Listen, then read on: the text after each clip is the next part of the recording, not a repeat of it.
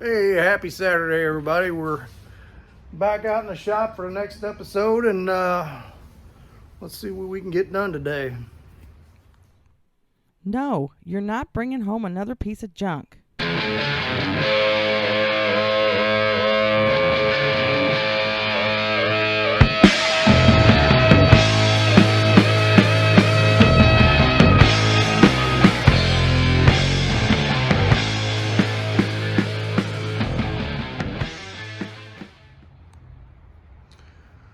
All right, this is like, I think, the first Saturday where it's actually warm enough outside in the morning to have the doors open and the sun is shining, and it's looking good. So happy to be out here today and getting some stuff done.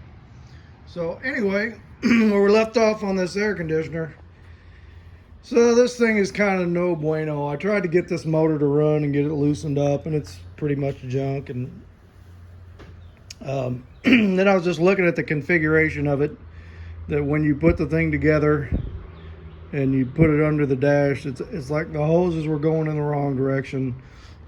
It didn't really have a drain pan in it because this thing mounted up under the van, so it just kind of let the water run out of it. So there's just a whole lot of stuff that it's more trouble than what it's worth to get it to try to work. But it was a good idea, and we tried. They make a lot of variety of these units, so another one out of another van, heck, the one out of that van might work better. I don't know, but I'm not going to mess with that one. So Gary McCord was one of our viewers, and he said he's used those $99 underdash units with some pretty good success. So I think we're going to go that route. We're going to keep the original heater. We're going to go with an underdash air conditioner, one like the old Mustang style that just you mount right under the dash, got the vents on it. But use the factory GM compressor if it's good, and the stock brackets and all that stuff, and then get a hose kit. So still saving some money over buying like a $1,500 vintage air kit or whatever. Okay, so we're going to get rid of this. I'm not going to spend time cleaning that thing up. And I think today we're going to mess with steering column, brake pedal, and master cylinder. So I want to get the pedal assembly mounted. I want to get the just not thinking straight this morning, and I had my coffee. I don't know what the deal is. All right, get pedal assembly mounted. Get the master cylinder mounted. Get the 2 steering columns, maybe 3 steering columns taken apart, and one good one put together but not painted. Get it mocked up in there. And this is, like I said before, this has got an aftermarket box on it. It's a Borgenson box, and he's got a U-joint on it. He's got this shaft on it, so we're gonna have to see. I'm hoping that he had that shaft fit this automatic column. I'm hoping the length is the same, and that shaft will fit this manual column we're going to put together.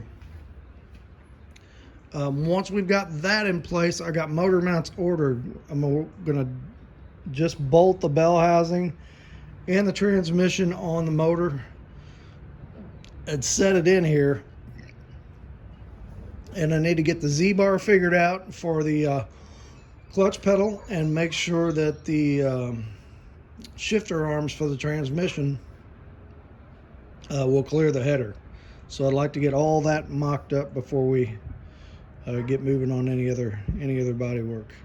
And I think I'm going to go ahead and order that evaporator so that I could figure out where I'm going to cut the holes for the evaporator hoses before we get to sanding this whole firewall and get some primer and paint on it. So lots of little mechanical things to do. So let's start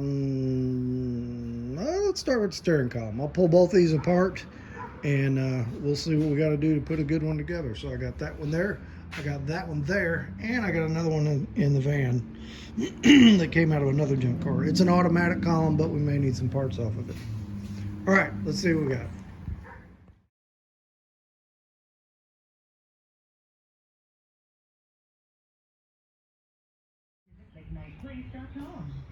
So I got the wheel off this column, and wheel's in pretty good shape, so we're going to be painting it. I was just looking at this blinker setup in here. This is pretty interesting. I don't know if you can see that or not, but this is a cable operated blinker switch. You see it right there, pulling that little cable, and that cable comes down here to this switch. Never seen one like that before, which I'm not a huge Chevy guy. I'm more, like I said, I'm more into old Mopar stuff. But I thought that's pretty interesting. Now, all that is missing out of that other column. So, and this stuff all looks in pretty good shape. The bearing is good and tight. So we're going to pull everything out of this column and put it in that column. And this all looks to be in nice shape too. Everything's good and tight. It's got a little light up in there that would light up the dial. We're not going to use that since we don't have a dial. But looks like what he did is he left this, I don't know exactly what you call that, but that's like the U-joint for the collapsible part of the steering column. So he left that on there and then tied that new shaft to this. So I got to check the length, make sure it's the same, but we should be able to do the same thing on the other car, or on the other column. All right, so I'm gonna pull some of these parts out of here. I'll pull that lower shaft out of that, and we'll check this and see if it's the same and see what we got. All right, so I got the lower column pulled off of the stick column, and I laid them side by side, and they are the same length, so that's good. Now, I was looking at these U-joints down here, and both of these have this dust boot in here, which is tore up, and you can buy that dust boot. I did a 77 Grand Prix for a guy, and we had to find that dust boot, and I found tons of them for vintage cars. So, and it's like a $20 piece. So, but I don't know if I'm going to do that or if I'm just going to get an aftermarket U-joint. So the shaft is kind of made for this joint because it's splined, and then you got the bolt that goes through and catches that ridge in there. So we'll just have to see. We'll clean them up, see what they look like inside. If they're in good shape and not a bunch of wear, I may end up using that. But then we got to transfer the blinker switch, or yes, the blinker switch. It's got the holes for it, so we're good there. That's the same.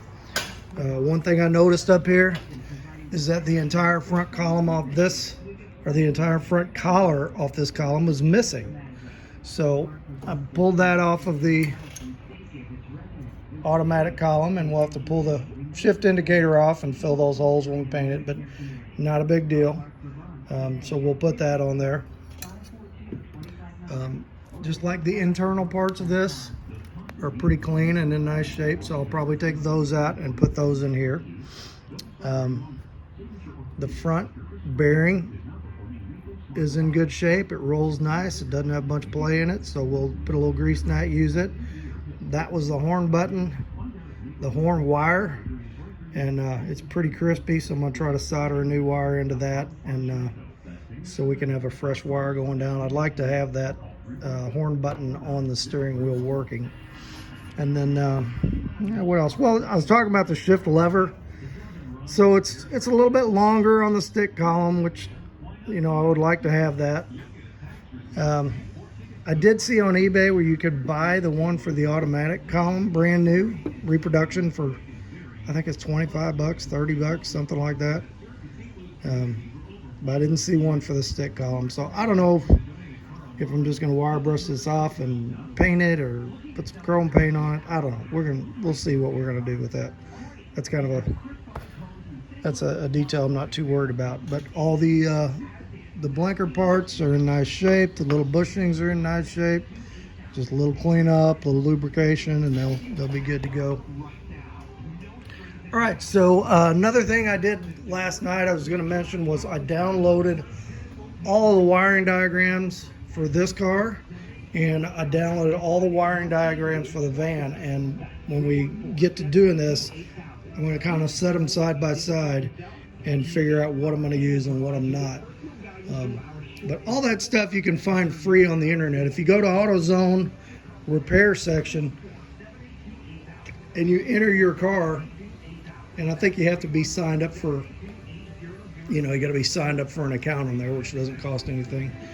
But you can get in their repair section, and they have got tons of wiring diagrams free just to download. So don't pay for that stuff. You can find that stuff free all day long. So okay, so let's finish swapping these parts over, and we'll see what we got.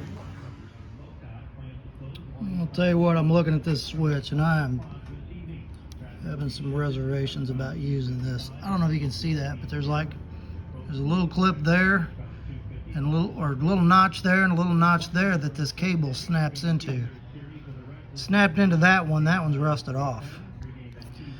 So I'm gonna put it in there for now, but I think I'm gonna see if I can find a new switch for that. That just looks like that's just waiting to fail.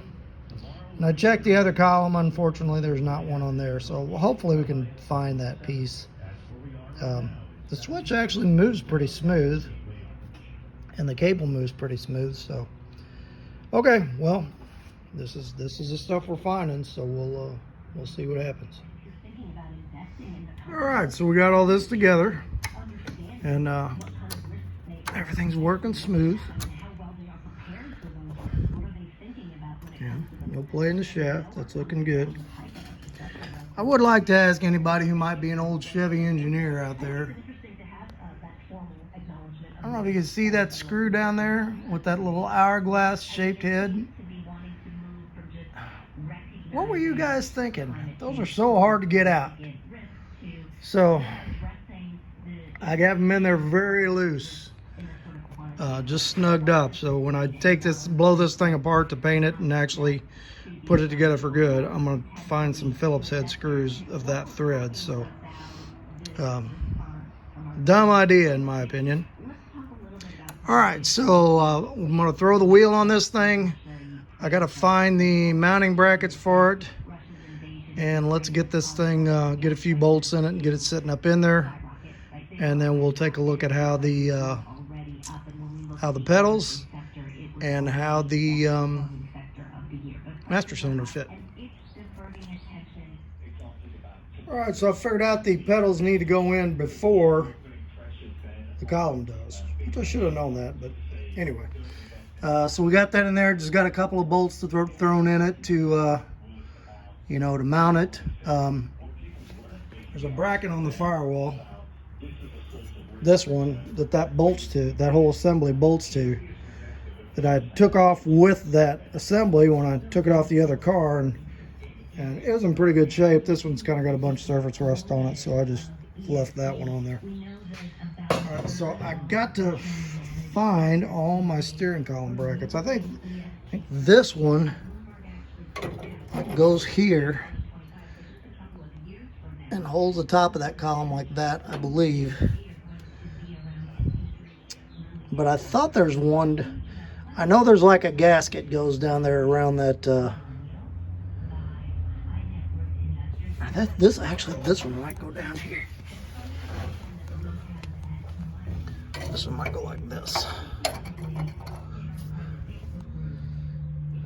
And then have a gasket around that, and there's another one up here. Yeah, I can't remember. It's been so long since I took it apart. But anyway, I got boxes of junk I need to sort through, and I'll find that. So we'll get this mocked up. I'm going to put that brown dash panel on here, see what it looks like, and we'll see what we got to do about the master cylinder. And that's a 2-bolt flange. The original was a 4-bolt flange, so I don't know if that's going to work on there, or if I'm going to cut some of those bolts off, or if I'm going to cut all 4 of those bolts off and go down the middle. Not sure yet, but we're gonna find out. I know he had a the guy that had this had a Hydro Boost system on here, so it's kind of already had a little bit of modification done to it. So, all right, let me search for all these brackets and get this column up in there and see what we got. All right, that wasn't too hard to figure out. So I did have a clamp up here and a clamp down there, and then this clamp up here, there's actually a notch in this bracket, fits down the top of this column to keep it from turning side to side. So we're mounted pretty solid. I'll tell you, the shifter is really stiff. I think just old grease and stuff down in there is just not moving very good. So I'm gonna have to oil on that and definitely gonna have to pull it apart and clean all that up before we put this together permanent. Now this gasket goes on the outside, and you can see it's got the here's the knockout for your clutch rod. So I'll have to get a new one of these. I do make these, and they're not too expensive. So we'll have to get that put on there. But for now, we're good like that. And this shaft will meet right up with this. So if this is good, or one of those is good, if I just got to order the boot and grease that joint up, we'll be in good shape. But I think even if I had to put an aftermarket U-joint on there, it would probably be okay. I don't know how long this shaft goes down into there, but it'll work either way. Okay, so I want to get this dash panel put on there, get a couple of bolts in that, see what it looks like, and then we're going to throw the master cylinder on there, see what we got to do with that. Okay, that's what we're going to do. All right, so I just got a couple of bolts holding the front of that dash on. Columns bolted in, pedals bolted in. And I put the master cylinder on here, and it fit with pretty much no modifications. It's just using the lower studs, and the hole is centered perfect on there, so that's good. I think I'm just going to cut these guys off and fill those holes. There's like 8 bolts holding that pedal assembly in there. I just soon fill those and not have bolts coming through those. Okay, so I really need to get some parts to keep going on this thing. I'm kind of making a list of the things I need to buy new as I go along that I need to look up. I did notice that the lower bearing in this column has got some play in it, but the one in that column is pretty good. So I'm going to pull the lower bearing out of this column and switch it when I put all that back together. Like I said, I need to get my evaporator so I can kind of figure out where, I'm pretty sure it's going to go like right under where that glove box is. But get that all figured out. I'm almost at a point where I gotta get my motor mounts in so I can set the motor and transmission in here and figure out the Z-bar mounting and check on these shifter arms. I've got all that stuff, but I just want to mock it all up and make sure it's all going to work. So I'm kind of stuck on that too. So I may clean a few things up here. Well, I do need to cut this hole for the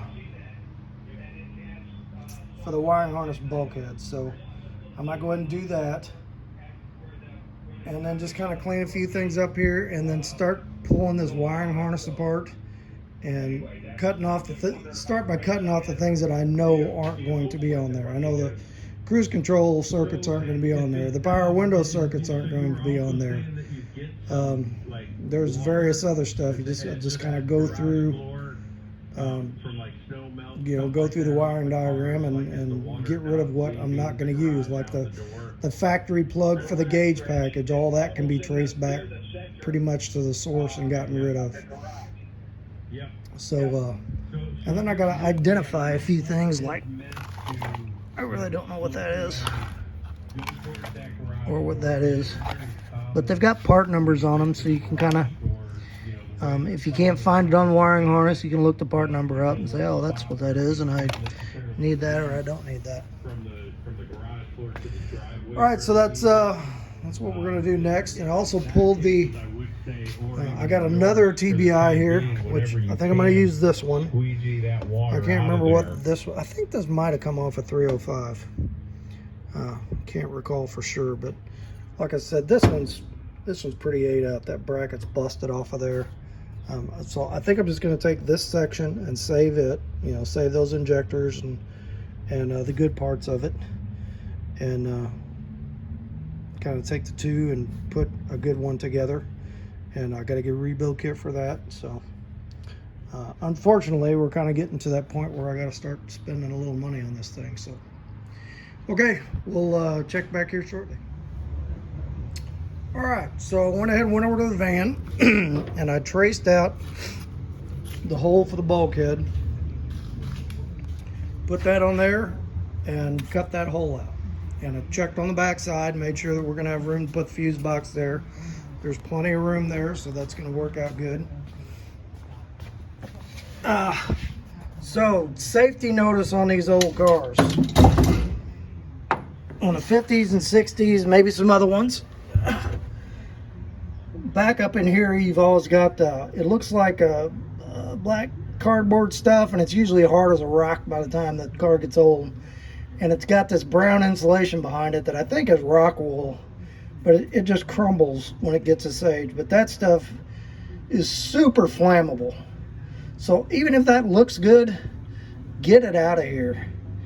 Because just one spark from a shorted wire or something can burn your whole car down. I mean, I was cutting that hole and I had taken most of that out of there, but just a couple little sparks flew over here on this piece and it started to burn right away. So I went through here and crumbled all the rest of it out, pulled all that out, vacuumed up all the dust, and I'm going to put Dynamat or something, similar to what's down here up there. So yeah, get rid of that stuff. And then it's got these plastic pins that hold, it's got these plastic pins that hold it in. So you end up with quite a few holes. And I'm just going to fill those and grind them off. So less holes in the firewall is a good thing. Okay, so now that we did that, I'm going to start looking at this interior wiring harness, and this is just kind of step one of getting all this lined out. There's lots of stuff in here that we're not going to use, so I kind of go through and identify everything I know is going to go away and cut it out of there. So like this part and this relay, I know this is power windows and power locks, so I'm pretty sure not going to use that. If I do put power windows in, I can go back and figure that out. But like this module, this is what you can do if you're not sure. Just Google that part number.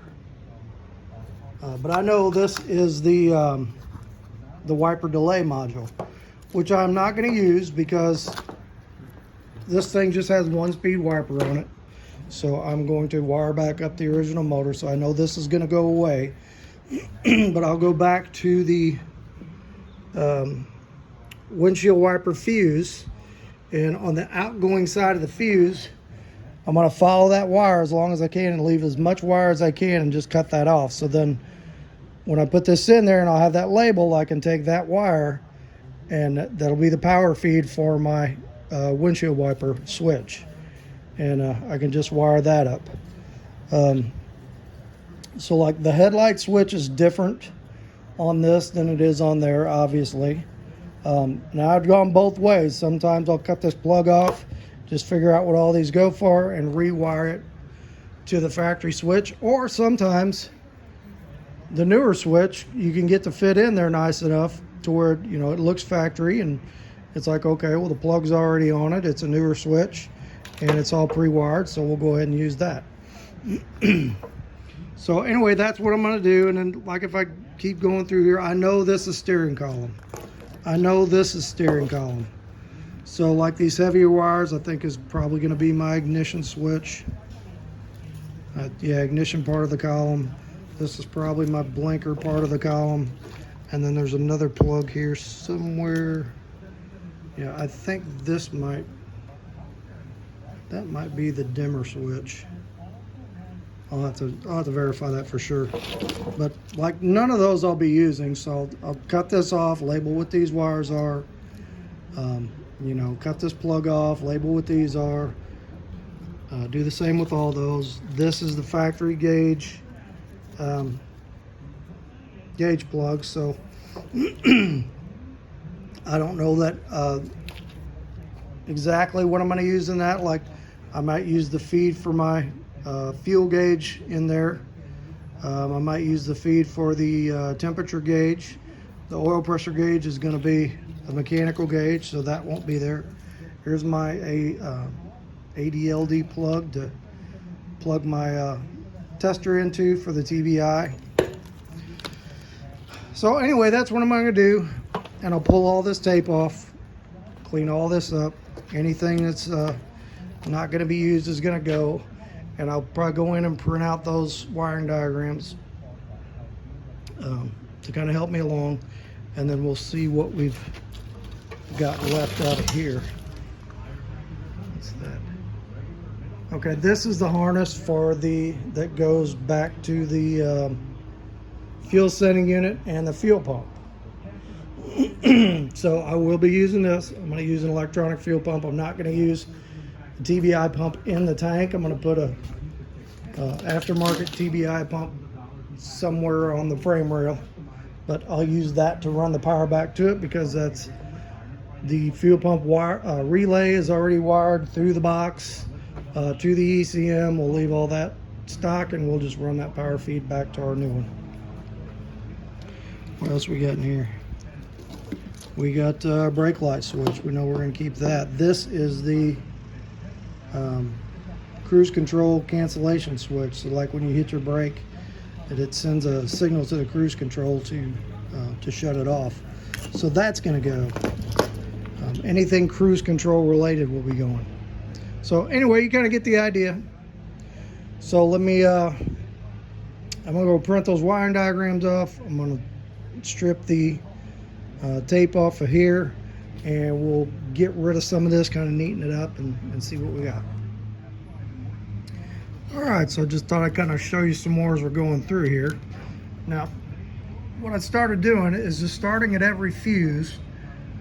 I started running the wires out, tracing out where they go in the harness from the load side of the fuse. So you got the line side of the fuse and the load side of the fuse. The line side is the power coming into the fuse. The load side is the power going out to whatever device it's going to. So like I traced out the wiper here, and I found that if you look on the back, I don't know if you can see that. So here's the wiper fuse, the load side. Now you got this metal strip that goes along here that feeds all these fuses. So this is feeding power to the line side of all these fuses. You're coming off that fuse, and you've actually got two white wires going out to the load. So I traced one, and one of them goes to the bulkhead plug and out the forward harness. So that is probably the windshield washers, and they're probably fed off the same fuse. And then I traced this other one out, ran it through, it zigzagged all through here. You know, I cut all this tape off and stuff, and found that it went to one of the plugs that went to the original wiper motor. So that's the power feed for the wiper motor. So I cut it off at the plug, left a nice long wire, and just labeled that wiper plus. So when I go to feed my wiper motor in there, when I compare this wiring diagram to the car wiring diagram, I know this will probably go to the line side of the wiper switch. And then I moved on to the next fuse. I went on to the radio fuse. And looking at that, I can see that, you know, this is on the line side. You know, the bigger wires feed this whole bank of fuses. And then you got a yellow wire here. And it zigzags around and actually goes back into the fuse box. And it's connected to a strip. And it feeds all three of these plugs. So all three of these plugs are the ignition side of the of that radio fuse. So then what I did is I traced this wire, this yellow wire, all the way back through a long harness and cut all the tape off of it and found that it went to the three plugs that were on the factory radio. And once I took all the tape off of it, I realized that several of the wires, this whole other harness in here, this was part of the original radio speakers. So I don't need that. We'll take that out. Save that, because, you know, until I try to kind of save pretty much everything on plugs until I'm completely done, just to make sure I don't throw away something I needed. Okay, so anybody who hooks up radios knows you've got a hot side to the radio, you got a battery side to the radio, and you got an ignition side to the radio. So we know that we found the ignition side of the radio. That's what this is.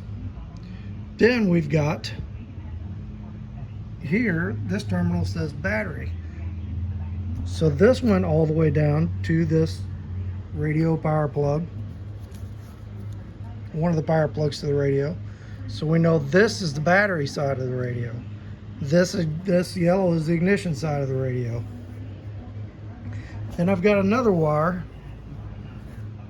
that goes down, a brown wire that comes off of that plug, goes down to the headlight switch. So it looks like, I'll have to check that on the wiring diagram, it looks like this brown wire was actually for the light inside the radio when you turn your headlights on that the radio lit up, which we're not going to need that, because most modern radios now is they pretty much automatically light up when you turn them on. Okay, so we've got this other plug for the radio, and I know we've got a black here, which I'm pretty sure is a ground, and if we trace it out, we found, yep, it goes to a plug, and there was a ground strip up on the firewall that this went to, so I'm going to leave that to ground the radio. But what we got left is this gray wire. So if I follow this gray wire up, it goes here, it goes up to here, and it goes in, it goes up here into the fuse box, and it says lamps, LPS. I'm assuming that's lamps. So not exactly sure what that wire is. So if we look on the back, let's see what that, so it'd be these three terminals should be fed from a single fuse. Whoops.